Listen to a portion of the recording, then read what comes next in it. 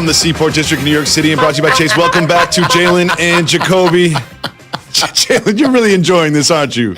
You're really enjoying this. Well, you're going to enjoy our next guest. It is Super Bowl champion Chris Godwin joins us on Jalen and Jacoby. That man right there, catching balls and scoring touchdowns.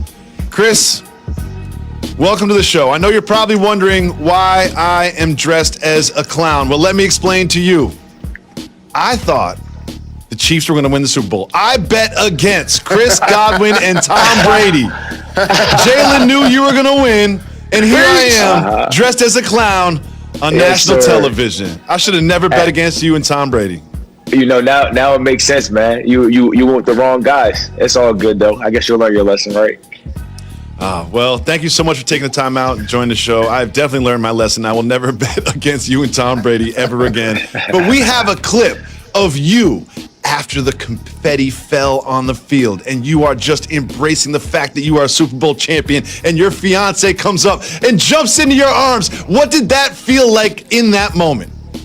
Man, that was such a surreal moment, man. Like you said, we've been together since we were in high school, like junior year of high school. So it's going about 10 years now.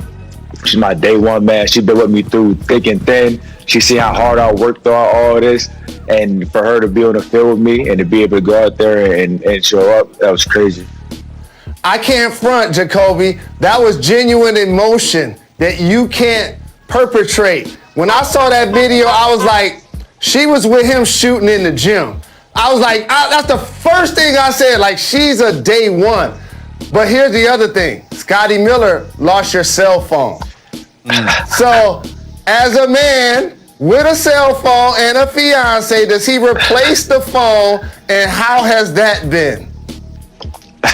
Hey, it's so funny too. Cause when I said it, when it happened, I'm like, man, everybody gonna think Scotty dropped. Look, I was trying to stop Scotty from falling in the water, and his back knocked it in the water. And now everybody blowing him up. They're like, Scotty dropped your phone. I was like, man, my boy's got to catch some heat. But you know what I'm saying? Shout out to my folks at Verizon, man. They took care of your boy. Oh, good. I'm glad you got a replacement phone. I like how you twisted that story. Like, no, this guy didn't lose my phone. I saved his life. That's actually what happened. I saved Scotty's life, and he happened to knock my phone off in the process. That's a good spin on that one. It was either my phone or Scotty, and I got to look out for my boy. Oh, I'm letting Jalen fall in the water if I have to make that decision 10 times out of 10. So on that same phone, reportedly you got a text every night leading up to the big game from Tom Brady that said, we will win. What did it feel like to look down at that phone that Scotty threw in the water and get that text every night? It was so crazy, man. Like you said, it was every day. Like, it was more so than any point throughout the season.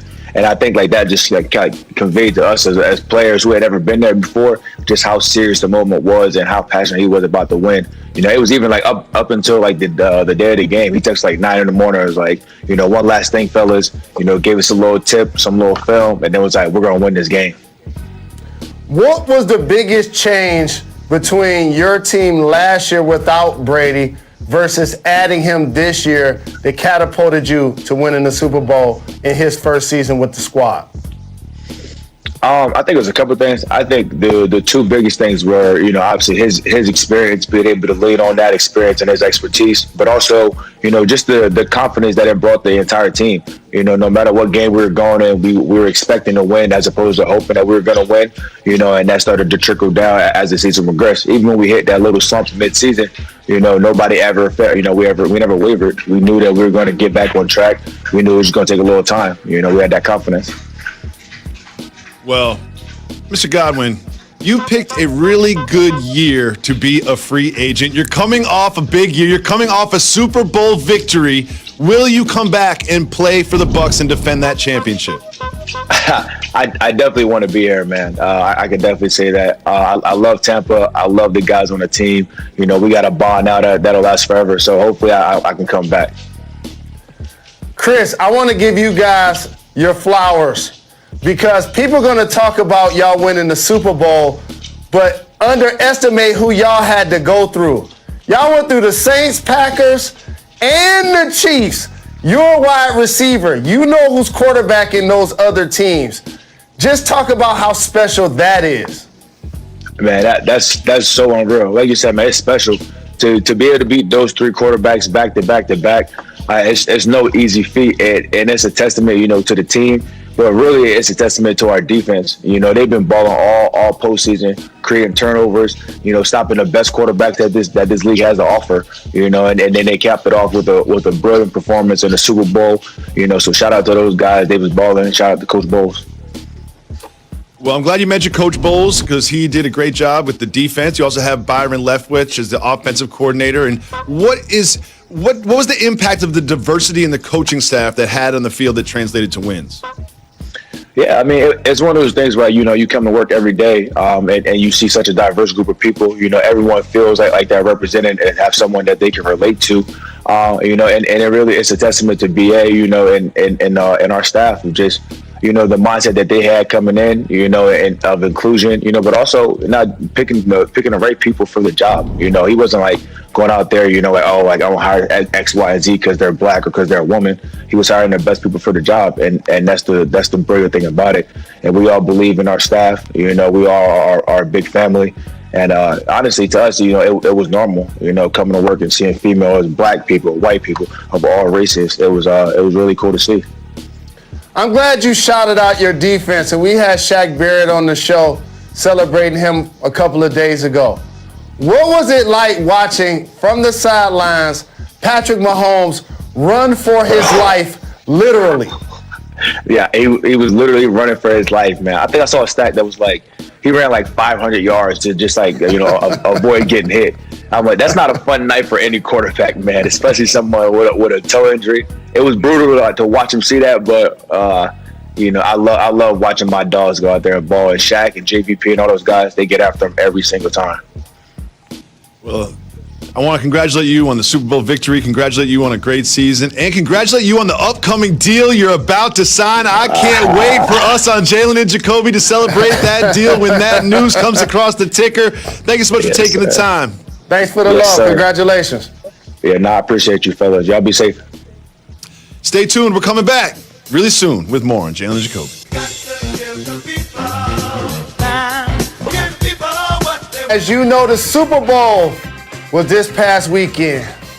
And some of us understood never to bet against Tom Brady.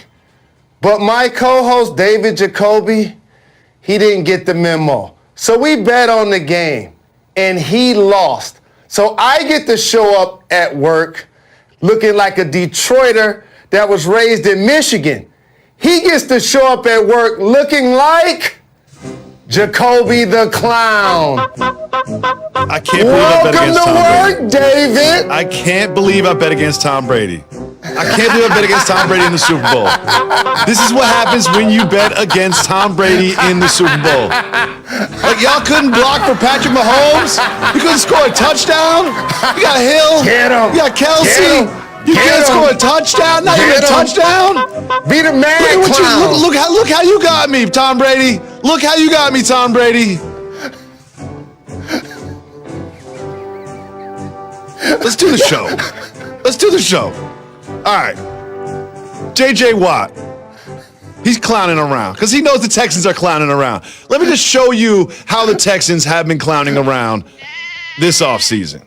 Remember when they traded DeAndre Hopkins? And then, of course, Bill O'Brien, the head coach, got fired in the midseason. And then Deshaun Watson, one of the best quarterbacks in the NFL, said, I don't want to play for you guys anymore.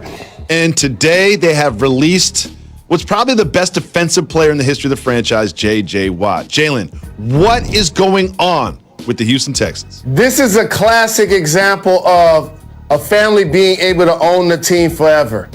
See, as a player, you have a short window to maximize your talent and obviously get paid to take care of your family. And so you need to make decisions that's going to help you win right now. If you're going to own the team forever, you don't mind alienating people in the short term. And clearly they did that with DeAndre. When Andre Johnson gets out his Twitter fingers and talks about the organization, and then you alienate your franchise quarterback, Deshaun Watson, don't include him in the decision-making process, that's an easy one. Like I told you, Jacoby, when you sign somebody to that type of contract, he's not just a quarterback anymore. He's a partner. He's a partner. That's how business works. And when you don't want to include him, and then now you release J.J. Watt, what you basically do is say, hey, one guy's a quarterback, and he's elite. One guy's a pass rusher. We can kind of replace him. And so that's the approach that they seem to have taken instead of appreciating all of the great things that J.J. Watt has not only done on the field, but in the community. It shouldn't end this way for one of your best players in the history of the franchise.